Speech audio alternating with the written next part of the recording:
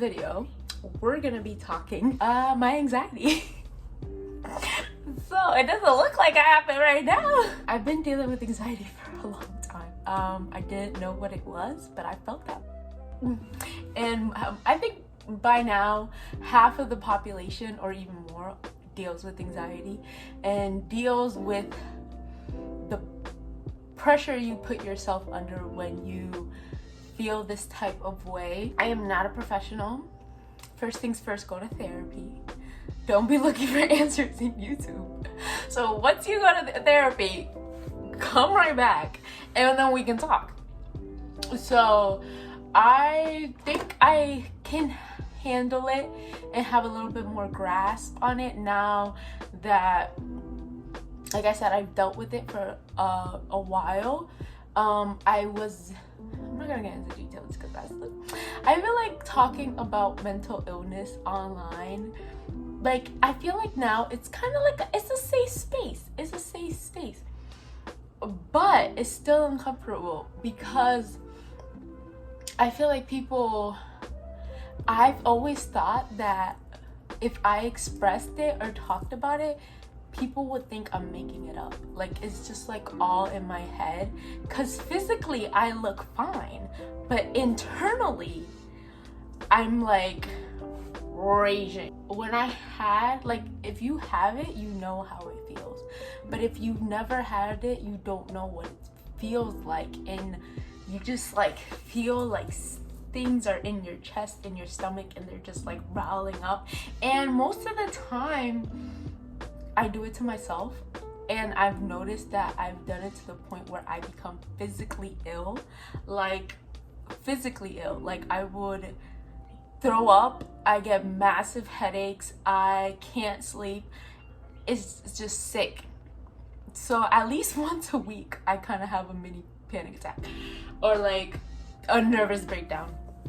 Well, I learned little things that just preventative care that help me not spiral down the toilet basically. And we're gonna go through that today. Like, you're just gonna follow me around, and after you seek therapy, maybe you can do some of these things and maybe it can help you avoid getting yourself into these situations. Because I remember when I was in college, I would blame the stress and anxiety on not knowing what the F I'm doing with my life, exams, friendships, relationships, everything.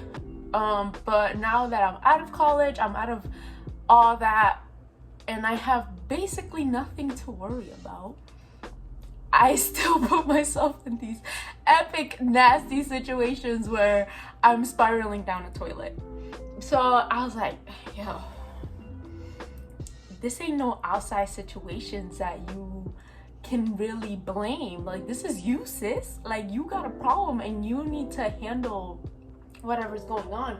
And I refuse to let my anxiety or anything, I hate like saying my anxiety. I just don't like saying my anxiety because I feel like it just has such a negative connotation, and I feel like it is real, it's true, but I think like the media, social media, everyone kind of just ruined what it really is, and people don't take it as seriously as it is. Like, it is very debilitating and people just don't see it that way. Well, I think to me. So I'm just gonna say how I get my ish together from now on. But when I say my ish, you know I'm talking about my anxiety.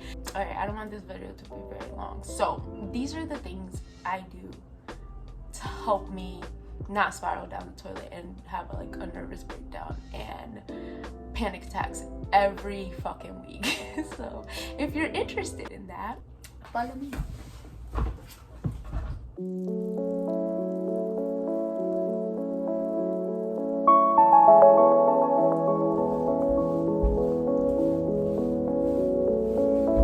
We're going to the gym. Actually, I just came back from the gym. But once you heard gym, I know you were gonna click out. Don't click out. Hold on. Let me explain. Because I know the gym is not for everybody. The gym is not for everyone. And I'm a psychopath. Like, I'm the type of person, I love the gym. Just feeling that pain, all that pain I feel inside, I just let it out in the gym by lifting heavy. And I did get injured in July. It had nothing to do with the gym, but I did get injured, so I really couldn't go as ham as I usually do. But just that feeling of just all that pent-up anger sometimes that you have, and then all that emotion that you have, I feel like at the gym you can really just release it. Like, all that pain you want to inflict on yourself that might not be the healthiest, with like food, with other things, you can just like let that anger out at the gym. So that's why I go to the gym. But that's not what we're really here to talk about. Like, I'm just saying, like, that's an example for me. But I feel like just having little wins every day,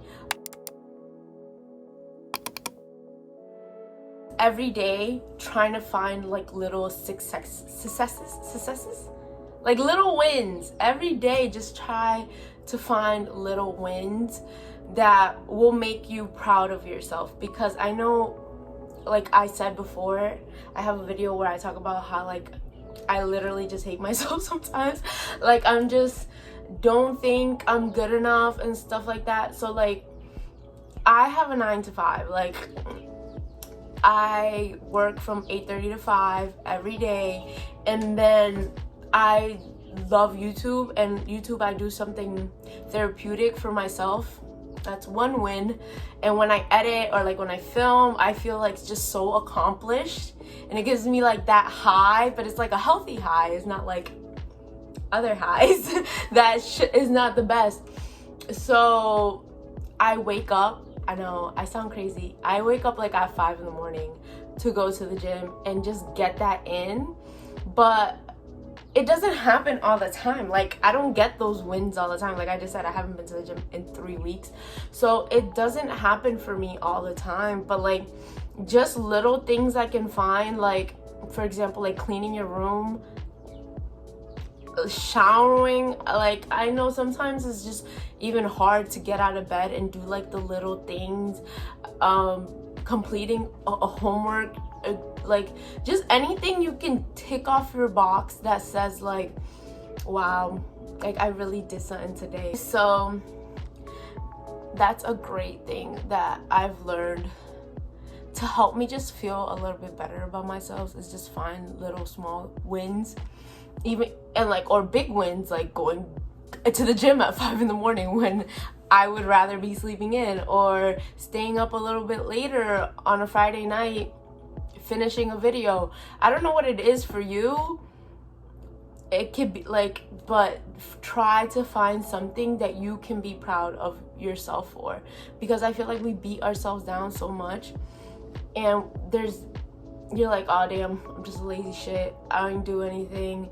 But if you, I don't know, you went to the gym really late, you finished your homework, or you just like called someone that you haven't talked to in a long time, just like every day, just, and it doesn't have to be every day, like maybe once a week, I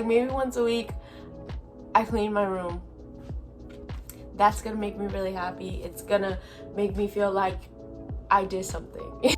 That's the first thing I think I would do for myself to make me feel good. Yeah. And I'm gonna eat my post-workout meal, and I'll tell you the next thing that I do that makes me really, like, makes me not want to spiral down the toilet. That's what we're saying, spiraling. No more spiraling. I'll tell you in a bit.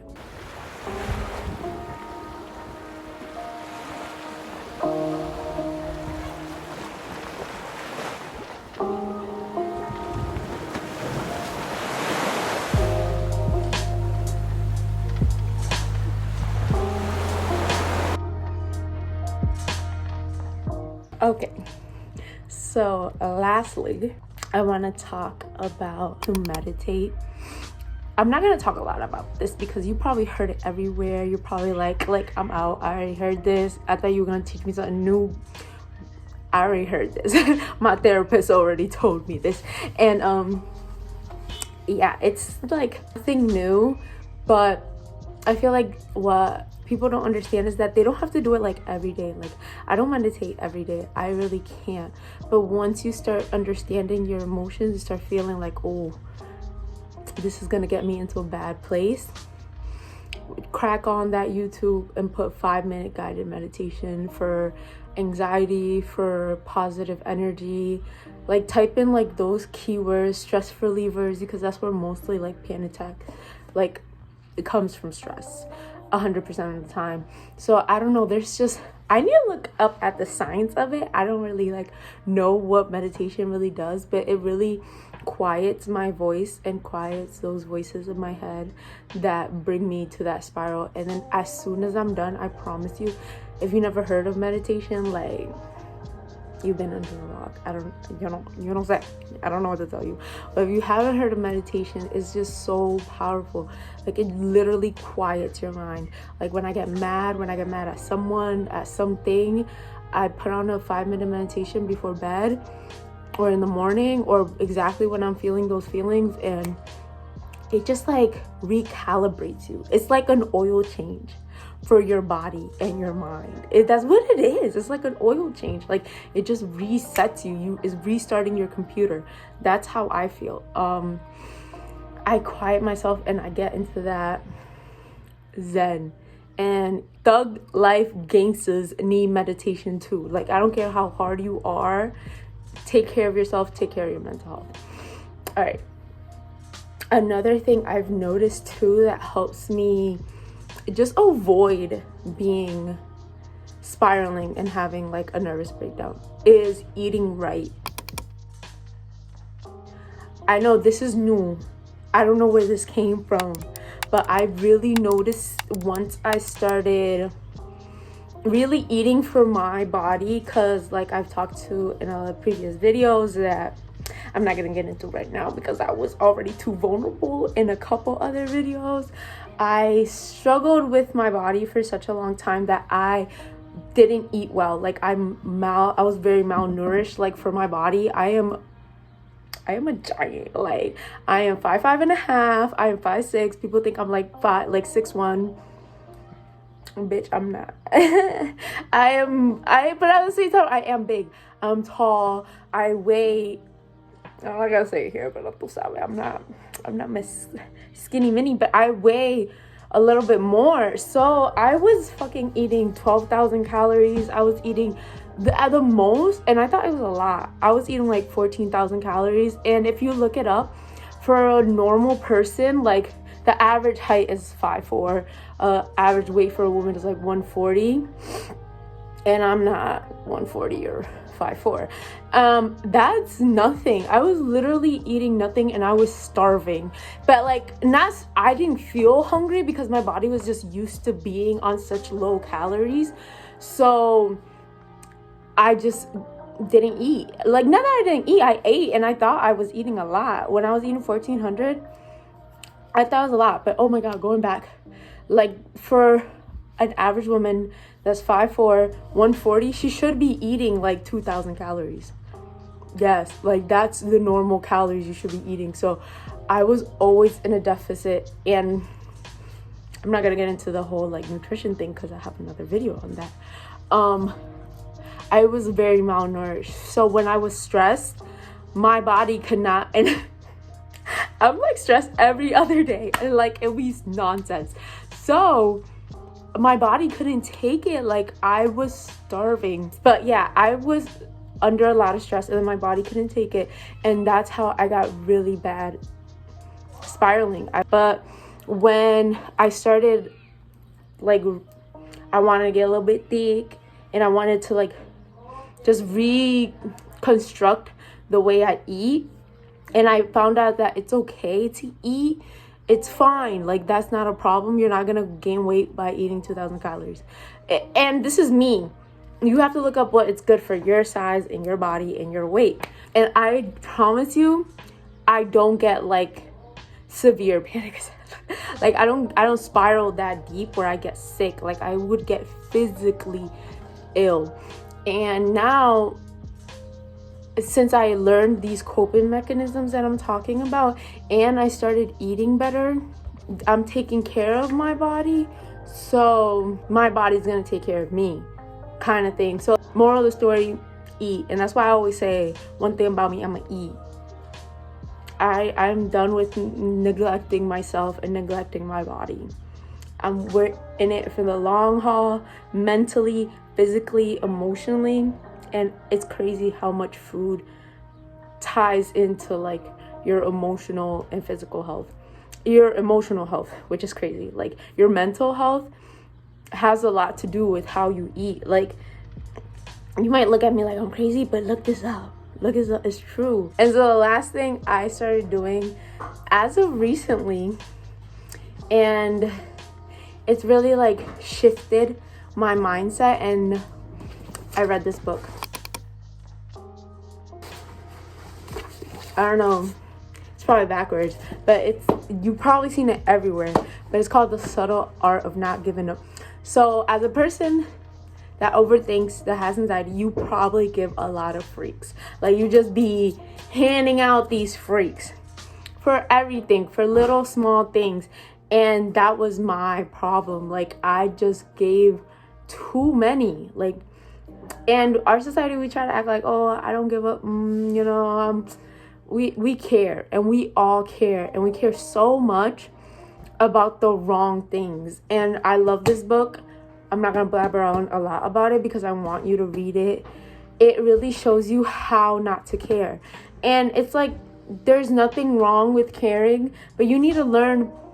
I needed to learn what to care about, because I was just like caring about friends that didn't talk to me anymore, situations at my job that would like piss me off really easily. And I would just like, just subtle inconveniences that it seemed like I had nothing better going on in my life, that I had to care about these stupid things that have nothing to do with me, and that I couldn't change, I couldn't fix.